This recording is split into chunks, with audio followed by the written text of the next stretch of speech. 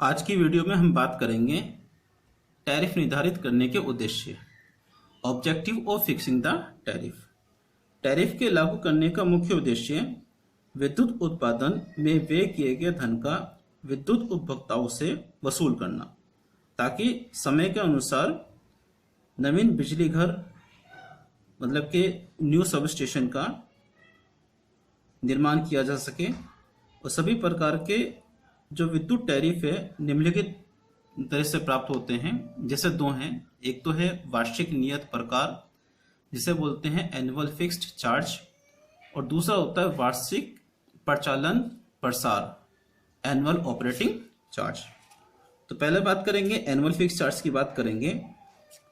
जो संपूर्ण विद्युत शक्ति प्रणाली की जो प्रारंभिक कीमत जिसे इनिशियल कॉस्ट कहते हैं, अर्थात जो कैपिटल कॉस्ट मूलधन जैसे कि विद्युत के उत्पादन के लिए है, इसके डिस्ट्रीब्यूशन के लिए है, ट्रांसमिशन के लिए है, इसके नापने के लिए है, इसके सेफ्टी के लिए है, सेफ्टी जैसे प्रोडक्शन जिसे बोलते हैं प्रोडक्शन के लिए आदि के लिए जो मशीनें हैं, ठीक है, उपकरण है, उपस्कर है और युक्तियों की जो कीमत होती है, उच्च उदासीन कर्मचारियों के वेतन जो उसमें काम करते हैं, ये हमारा आता है एनुअल फिक्स चार्ज में आता है। दूसरा होता है वार्षिक प्रचालन प्रभार एनुअल ऑपरेटिंग चार्जेस। जो संपूर्ण विद्युत शक्ति प्रणाली की जो ऑपरेटिंग कॉस्ट है, जैसे कि विद्युत उत्पादन में जो हम ईंधन यूज करते हैं, जल है, ठीक है, वाटर है, ऑयल है, इसके अलावा स्नेह की कीमत है, विद्युत प्रणाली की मरम्मत है, उसकी मेंटेनेंस है, देखभाल है, उसका अनुसरण की कीमत मतलब रख रखाव, उसके ऊपर जो ब्याज लगता है, ठीक है, टैक्स है, ब्याज, बीमा आदि का जो भार होता है, और लघु उदासीन कर्मचारी तथा कारीगरों का जो वेतन होता है, मतलब कि इसमें जो इलेक्ट्रीशियन जो काम करते हैं उनके जो सैलरी होती है, वो एनुअल ऑपरेटिंग चार्जेस में आती है। अब बात करेंगे टैरिफ निर्धारित करने के लिए कारक, factors for fixing the tariff. 12 कारक हैं जो कि टैरिफ निर्धारित करने के लिए हैं, जिसमें पहला है कुल वार्षिक नियत प्रभार जिसे बोलते हैं टोटल एनुअल फिक्स चार्जेस। दूसरा है कुल वार्षिक चल प्रभार टोटल एनुअल रनिंग चार्जेस। तीसरा है उपभोक्ता द्वारा की गई उच्चतम मांग जिसे बोलते हैं maximum demand by the consumer. उपभोक्ता द्वारा उपयोग की गई विद्युत ऊर्जा, जैसे किलोवाट आवर, हम इलेक्ट्रिसिटी हम चलाते हैं पूरे दिन के लिए, तो वो किसमें कंज्यूम वो किसमें मेजर होती है, वो होती है किलोवाट आवर में, KWH में। विद्युत भार की मात्रा मतलब quality of load in kilowatt और KVA, ठीक है। किलोवाट और केवीए में दोनों में अंतर है। किलोवाट जो होती है वो फिक्स्ड जो चार्जेस होते हैं, जैसे आपका मोटर वगैरह है, या कह सकते हैं कि कांस्टेंट लोड के लिए जो पावर का जो कंजप्शन होता है वो किलोवाट में होता है। और जो वेरिएबल लोड होते हैं, जैसे आपका ट्रांसफॉर्मर वगैरह है या कॉलोनियों में जो लाइट वगैरह आती है, वो आती है वेरिएबल आती है, कभी कम होती है कभी ज़्यादा होती है, तो उसको मेजर करते हैं हम किलोवाट एम्पियर में। तो इसकी जो क्वालिटी है लोड की किलोवाट में और केवीए में, उसकी क्या क्वांटिटी है उसको मेजर करना। छठा है विद्युत भार की प्रकृति, मतलब कि नेचर ऑफ लोड, डोमेस्टिक है और पावर लोड है। अगला है सातवां है विद्युत भार का समयांतर, मतलब कि लोड ड्यूरेशन है, जैसे इवनिंग में है, मॉर्निंग में है, नाइट में है, आपने इवनिंग में कितनी इलेक्ट्रिसिटी कंज्यूम करी, आफ्टरनून में कितनी करी, इवनिंग में कितनी करी, नाइट में कितनी करी, ये कहलाता है लोड ड्यूरेशन कहलाता है। 8वां पॉइंट है विद्युत भार का शक्ति गुणांक, मतलब कि power factor of the load, ठीक है, किसके लिए है, लो है, मीडियम है या हाई है, ठीक है। एक पावर फैक्टर होता है लोड का जो कि लोड का होता है, जो कि लो होता है, मीडियम होता है, हाई होता है, ये डिपेंड करता है आप जो इलेक्ट्रिसिटी कंज्यूम करते हैं उसके ऊपर डिपेंड करता है।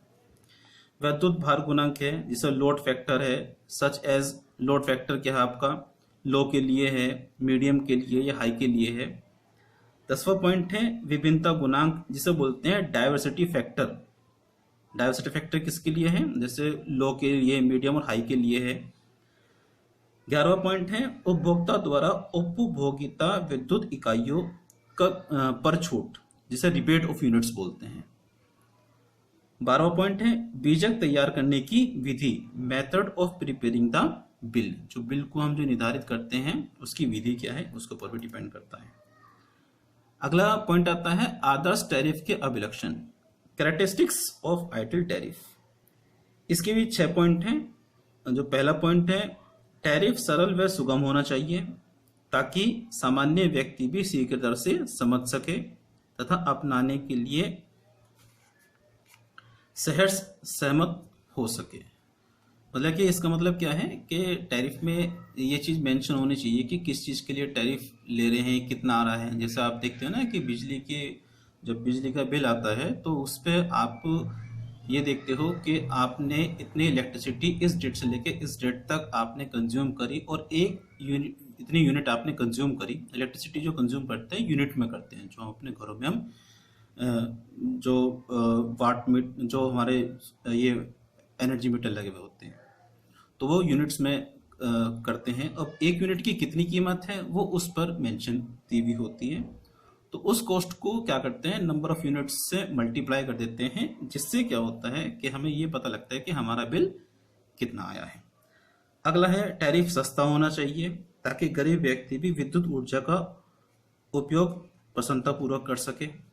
अब ये तो नहीं कि मान लें कि हर जगह जो टैरिफ है या जो इलेक्ट्रिसिटी, टैरिफ का मतलब होता है इलेक्ट्रिसिटी बिल, जो इलेक्ट्रिसिटी बिल है वो ज़्यादा है, सब जगह ज़्यादा है, नहीं, अलग अलग तरीके से होना चाहिए कि भाई गरीबों के लिए कम होना चाहिए क्योंकि उनकी जितनी कैपेसिटी है वो उतना ही दे सकते हैं, और बाकी जो ज़्यादा यूज़ करते हैं उनके लिए ज़्यादा होना चाहिए। थर्ड पॉइंट है टैरिफ सभी प्रकार के उपभोक्ताओं को सहर्ष स्वीकृत होना चाहिए। मतलब जिस तरह का टैरिफ गवर्नमेंट लगाती है हर तरह के कंज्यूमर उस टैरिफ का पालन करें। फोर्थ पॉइंट है टैरिफ द्वारा उपभोक्ताओं जो कंज्यूमर्स होते हैं कि विद्युत उपयोग करने को प्रोत्साहन मिलना चाहिए, अर्थात अधिक विद्युत उपयोग करने वाले उपभोक्ताओं को कुछ छूट या रियायत, कंसेशन या ग्रांट मिलना चाहिए। ग्रांट होता है अनुदान मिलना चाहिए। 5वां पॉइंट है टैरिफ द्वारा इलेक्ट्रिक सप्लायर को इलेक्ट्रिक कंज्यूमर से शुल्क के रूप में एक निश्चित यथोचित धनराशि प्राप्त होनी चाहिए। और लास्ट पॉइंट है टैरिफ प्रदायक जो सप्लायर होता है और उपभोक्ता कंज्यूमर दोनों को समान रूप से लाभप्रद सिद्ध होना चाहिए। मतलब कि जो सप्लायर है और कंज्यूमर है उसमें क्या हो कि उसमें दोनों का ही फायदा हो, इस तरह का टैरिफ निर्धारित करना चाहिए। अब बात करते हैं टैरिफ के प्रारूप के बारे में, टाइप्स ऑफ टैरिफ।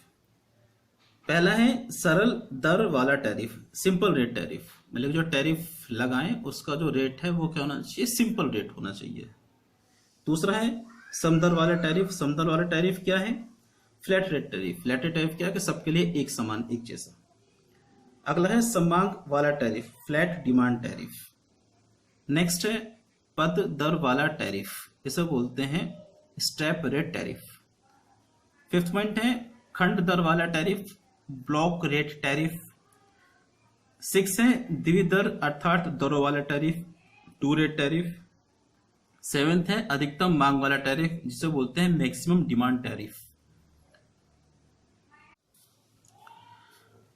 8वां है शक्ति गुणांक वाला tariff, power factor tariff. Power factor tariff 3 तरह का है, जैसे किलोवाट एम्पियर अधिक मांग टैरिफ है, जिसे केवीए मैक्सिमम डिमांड टैरिफ बोलते हैं। नेक्स्ट है इसमें जो बी पार्ट है वह kilowatt hour kilo KVARH tariff भी बोलते हैं इसको। और सी पॉइंट है इसमें average power tariff. Next point है 9th पॉइंट है 3 दर अर्थात 3 दरों वाला टैरिफ, जिसे बोलते हैं 3 रेट टैरिफ बोलते हैं। 10th पॉइंट है अशिखर अर्थात शिखरहीन विद्युत भार वाला टैरिफ, जिसे बोलते हैं off peak load tariff. Next है ऋतुनिष्ठ या ऋतु संबंधी अथवा मौसमिक टैरिफ, जिसे बोलते हैं सेशनल टैरिफ बोलते हैं। लास्ट है इसमें बहु टैरिफ अथवा गुणक टैरिफ। अब इनके बारे में हम विस्तार से समझेंगे।